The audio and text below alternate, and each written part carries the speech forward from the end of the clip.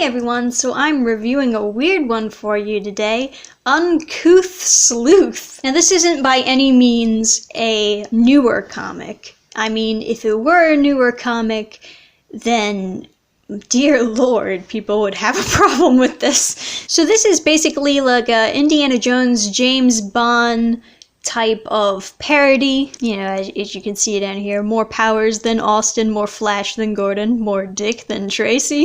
It's kind of comical in that sense. To be honest, it's like these three little asides that they have on the cover is kind of what made me laugh and want to get this book in the first place. And I got this book out of like a super discounted box in the comic book store. Like, the original price on this is something like $13. I got this for about maybe like $5. It was super discounted, and it was the last one in the entire store. So, lucky me. The art, as you can see, is, I mean, I don't have to tell you that the art is amazing. I know what you're thinking, oh my god, her back. But I genuinely enjoy this art. It's like cartoonish Disney style with just a little more expressiveness, a little more over-exaggeration in the sexual field. But, you know, that's perfect for this type of book.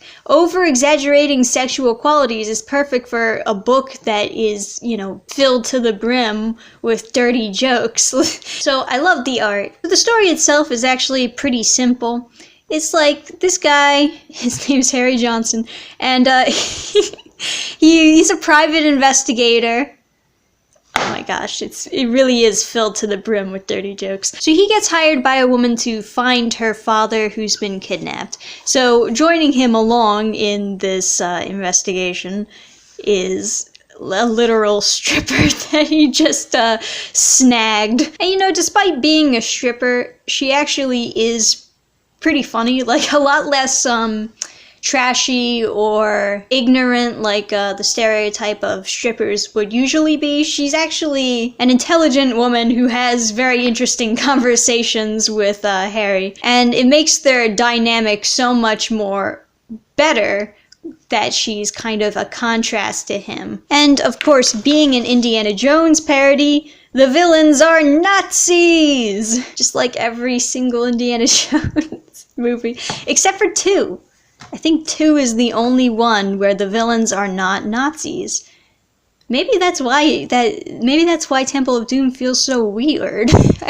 I watched all the Indiana Jones movies recently, and Temple of Doom just feels so out of place and bizarre. I mean, granted, Crystal Skull, they brought in aliens. That was bizarre also. But yeah, 1 and 3 are the only like Indiana Jones movies that feel like Indiana Jones movies. What's up with that? It's super funny that they have like just a bunch of Nazi girls in bikinis and trench coats. Like that's how they view sexy Nazi girls. You see, you don't have to worry about the girls because the Nazis are gay! Woo-hoo-hoo! You think they're flamin'. Check this out. This is my type of humor. I just like puns and playing on words. And I like those little clapbacks that they have every now and then. And that's really what this book is about. Some might ask, now, Trisha, is this where you got inspiration for Orgasm Girl? Well, half right, yeah.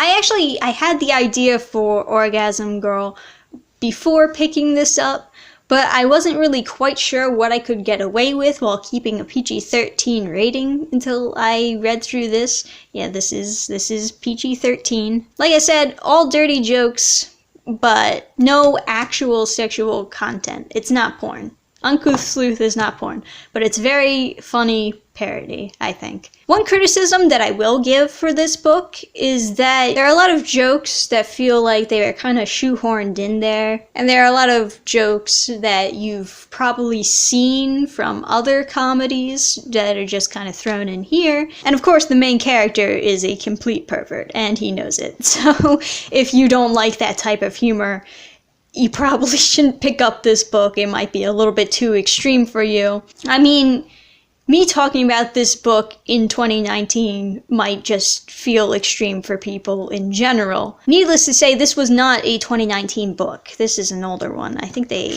should have the date somewhere. 2011. There you go. 2011 book right here. Back when it was okay to have fun. I also like the pulp fiction. I thought that was kind of... It's just a lot of itty-bitty little jokes that I find funny in here. I mean, I guess if I look at the entire story from afar, it's not that funny. But reading the book is a whole other experience than it is explaining the book. And it's kind of the same thing for Orgasm Girl, honestly. I explain it to people and they look at me and they cock their head like, what the fuck are you talking about? That sounds stupid. If I explain this story to you, you'd just be like, that sounds stupid. But then you read it and you're like, oh, it's supposed to be stupid. It's actually kind of funny how stupid it is.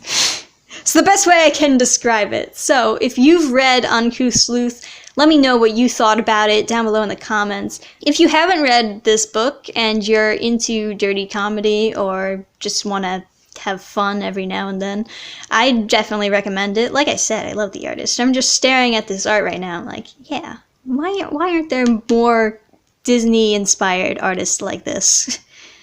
It's all anime art now, and the ironic thing is that anime was kind of inspired by Disney.